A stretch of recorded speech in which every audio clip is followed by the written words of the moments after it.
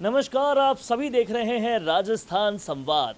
और राजस्थान की सियासत में अब चुनाव जैसे जैसे नज़दीक आते जा रहे हैं, वैसे वैसे ही दोनों बड़ी पार्टियों में सिर फुटव्वल की स्थिति और ज़्यादा बढ़ती जा रही है। कांग्रेस का आपने पूरा वाकया देखा, चाहे केसी वेणुगोपाल बीच में आकर दोनों नेताओं को ला रहे हो, लेकिन न नज़रें मिली और न हाथ मिले। उससे समझ में आ गया कि कुछ वहाँ पर सिर फुटव्वल से भी बड़ा हो रहा है। और भाजपा में क्या हाल है वो भी देखा जा रहा है। ऐसे में कहा जा रहा था कि निर्दलीय और दूसरे जो संगठन हैं उनकी बढ़त होगी, लेकिन इस सब पिक्चर में अब शिवसेना आ गई है, एकनाथ शिंदे वाली शिवसेना आ गई है। लेकिन सबसे बड़ी बात ये कि उस शिवसेना का प्रभार राजस्थान में जिसे दिया गया है वो हमेशा ही निर्दलीय नेताओं के सपोर्ट कर में रहे, और उसी सपोर्ट की वजह से पिछली बार बहुत तादाद में निर्दलीय आए, इस बार और तादाद में आ सकते थे, लेकिन अब उनका सपोर्ट उन शिवसेना को मिल गया है। ऐसे में शिवसेना कैसे गेम चेंजर साबित होगी और शिवसेना किसका खेल बिगाड़ेगी, बीजेपी का या कांग्रेस का, इन सब मुद्दों पर हम चर्चा करेंगे। राजस्थान की सियासत पर पूरी चर्चा करेंगे। मेरे साथ राजस्थान की राजनीति के चाणक्य, एक्स कैबिनेट मिनिस्टर और अब शिवसेना के राजस्थान प्रभारी चंद्रराज जी सिंघवी हैं। सर, सियासत में मोड़ लगातार बढ़ते जा रहे हैं और इस मोड़ में जैसा कि पहले से सब सोच रहे थे कि चंद्रराज जी सिंघवी एंट्री करेंगे तो बड़े तौर पे करेंगे, और अब आप शिवसेना को लेकर आ रहे हैं, तो क्या लगता है शिवसेना कैसे निर्णायक साबित होगी, किसके लिए बुरी बनेगी, कांग्रेस के लिए या बीजेपी के लिए, क्या कुछ होने वाला है? ये तो मैं नहीं जानता कि पार्टी के तौर पर किसके लिए बुरी होगी, समय बताएगा। पर हाँ, एक बात तय है कि भारतीय जनता पार्टी की जो विचारधारा है वो हमारी विचारधारा से बहुत मिलती है। जो हमारा प्रचार और प्रसार होगा वो हिंदुत्व के लिए, राष्ट्रवाद के लिए, देशभक्ति के लिए, नरेंद्र मोदी द्वारा किए गए सैनिक विस्तार के लिए, भारत की अंतर्राष्ट्रीय प्रतिष्ठा के लिए। महाराष्ट्र में जिस प्रकार से एक एंटी अपीजमेंट ग्रुप की तरह भारतीय जनता पार्टी आगे बढ़ रही थी, तो हमारी शिवसेना तो प्योरली एक राष्ट्रीय धर्मनिरपेक्ष होते हुए भी हिंदुत्व की प्रतीक है। और हमारे जो मुख्यमंत्री है वो सबको साथ लेकर चलने वाले आदमी है। तो विस्तार तो होगा, राजस्थान में भयंकर विस्तार होगा। हम ये तो नहीं कहते हम कितने आदमी लड़ाएंगे, तो फैसला आला कमान करेगा। हमारा आला कमान का सिर्फ एकनाथ शिंदे साहब से है। पर मैं इतना जरूर कहता हूँ कि राजस्थान के नक्शे पर, विधानसभाओं के नक्शे पर जहाँ उंगली रख देंगे वहाँ मेरा व्यक्ति मिलेगा। आप भी एक्सपेरिमेंट कर लो, नक्शा मंगा देता हूँ, रख के देख लो। अभी आए हुए हमको 10-15 दिन हुए हैं, मगर पूरे कितनी जगह प्रेस कॉन्फ्रेंस हो गई।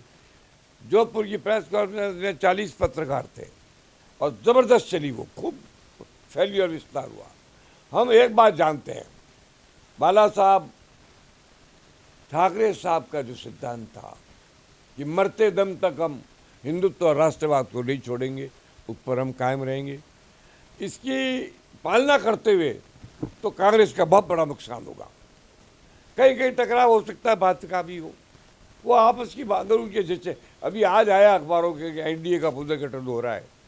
तो ऐसा हो गया तो एनडीए मतलब सारी विपक्षी पार्टियां एक हो सकती है, तो सारी एनडीए के गठन क्यों नहीं हो सकते? हो सकते हैं। ऐसी स्थिति के अंदर अब कांग्रेस और भाजपा के बाद तीसरी पार्टी तो शिवसेना ही होगी। इस पर राजस्थान में कोई रोकने वाला नहीं है। राजस्थान में पहला लक्ष्य है पार्टी का विस्तार, संगठन का विस्तार, जगह जगह उपस्थिति, लोगों में चर्चा, लोगों में व्यवहार, बातचीत में आना चाहिए, हर मुँह पर जबान पर होना चाहिए कि शिवसेना आ गई है। वैसे हमने घोषणा कर दी है कि हमारा पहला घर महाराष्ट्र है, तो शिवसेना शिंदे का दूसरा घर तो राजस्थान होगा। इस दूसरे घर को बनने से कोई नहीं रोक सकता, ये तय है। अब इसका जितना प्रभाव पड़ेगा, अभी मैं चुनाव से संबंधित बात नहीं कहता, पर मैं इतना कहता हूँ, हम जिस दिन चाहेंगे उस दिन हम 100 के आसपास कैंडिडेट खड़े कर सकते हैं, लेकिन हम ऐसा कुछ नहीं करेंगे जिससे राष्ट्रवादी ताकतों का नुकसान हो, जिससे हिंदुत्ववादी ताकतों का नुकसान हो। अब हमारा तो बहुत सीधा नजरिया है कांग्रेस का पलायन। जाते जाते कांग्रेस का यार, भाजपा तो मार ही रही थी पर अंतिम धक्का शिवसेना ने दे दिया, तब मुझे प्रसन्नता हुई। वैसे भी अशोक गहलोत की अपीजमेंट पॉलिसीज कुछ जरूरत से ज़्यादा ही हो गई है। अत्यंत अपीजवादी हो गए वो। गर्दन कटने पर भी उनको दुख नहीं होता है, हिंदू की गर्दन कटते दुख नहीं होता है। ऐसी सरकार को जाना चाहिए, तिलांजलि देनी चाहिए और जाना तय है। अब ये दुनिया में कहते हैं कि हम रिपीट करें, क्या रिपीट करोगे आप 2013 को रिपीट करोगे, 21 सीट आई थी, भूल जाते हो, कैसे करोगे रिपीट, मुझे समझाओ। अगर सचिन पायलट नाम का विटामिन आपकी पार्टी से निकाल लिया जाए तो आपको तो एनीमिया हो जाएगा, आपकी औकात ही नहीं रहेगी।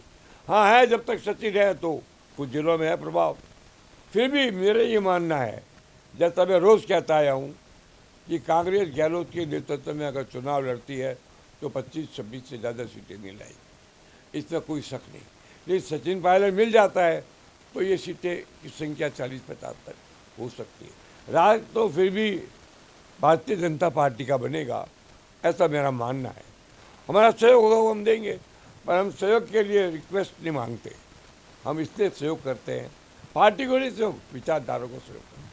हमारी विचारधारा उनकी विचारधारा से मेल खाती है, इसलिए पूरी शिवसेना एकांगी रूप से एक नाथ जी के साथ आ गई, क्योंकि सारे शिव सैनिक इस विचारधारा को मानते हैं। अब मैं भी एक शिव सैनिक हूँ, मैं अपनी हैसियत शिव सैनिक से ज़्यादा नहीं मानता हूँ, पर मैं इतना दावा, आप भी मुझे जानते हो, कि कांग्रेस को बहुत बड़ी कीमत चुकानी पड़ी और भाजपा अगर हमारे साथ अच्छा बर्ताव रखेगी हम भी ऐसा रखेंगे। हम भाजपा की मुरीद, सहयोगी या दास वृत्ति और भिखारी नहीं है। हमारी पार्टी अलग है, हमारे सिद्धांत कॉमन है, हमारा लक्ष्य अलग अलग है। हम सत्ता के भागीदार भी बनेंगे तो एक नाथ शिंदे साहब और नरेंद्र मोदी की बातचीत से बनेंगे, या वालों से हमारी बातचीत नहीं है। तो ये थे चंद्रराज सिंघवी, जिन्होंने साफ तौर पे कहा कि कहीं ना कहीं जो शिव के भक्त थे अब वो शिवसेना में हो चुके हैं। और बिल्कुल सीधी बात है कि अगर कांग्रेस सचिन पायलट नाम के विटामिन के साथ आती है तो 40 के आसपास सीटें होंगी, नहीं तो 20-22 सीटों पर सिमट जाएगी। ये हमेशा से सिंघवी साहब कहते आए हैं। लेकिन अब शिवसेना का विटामिन जब बीजेपी को मिलेगा तो उनको स्ट्रेंथ मिलेगी और कांग्रेस के लिए ये और भी बुरा होने वाला है। ये सारी बातचीत, ये सारा एनालिसिस आपको मिल रहा है राजस्थान संवाद पर, इसीलिए चैनल को सब्सक्राइब कीजिए और वीडियो अच्छा लगा है तो लाइक कीजिए। नमस्कार। फेसबुक एड्स पर बहुत सारे पैसे खर्च कर दिए ना, लेकिन एक भी लीड काम की नहीं मिली। रीच तो बहुत सारे लोगों ने किया सोशल मीडिया पर, लेकिन एड पर कोई कन्वर्जन नहीं हो रहा। जानते हो ऐसा क्यों हुआ? क्योंकि लाखों करोड़ों प्रमोशंस में तुम्हारा एड कहीं गुम हो गया। और बिल्कुल ऐसा ही होता है पिक्चर और ग्राफिक्स वाले एड्स के साथ, जो हमेशा की तरह कर दिए जाते हैं बुरी तरह से इग्नोर। जिन पर से गुजरते तो सब हैं, लेकिन रुकता कोई भी नहीं है, और गलती से रुक भी जाए तो कन्वर्ट नहीं होता। तो अपने एड्स प्रोफेशनल वीडियोस के जरिए चलाओ, जिससे लीड्स नहीं सीधा कन्वर्जन आएगा, और सोशल मीडिया एड्स का रिजल्ट गारंटी के साथ आपके चेहरे की मुस्कान बढ़ाएगा।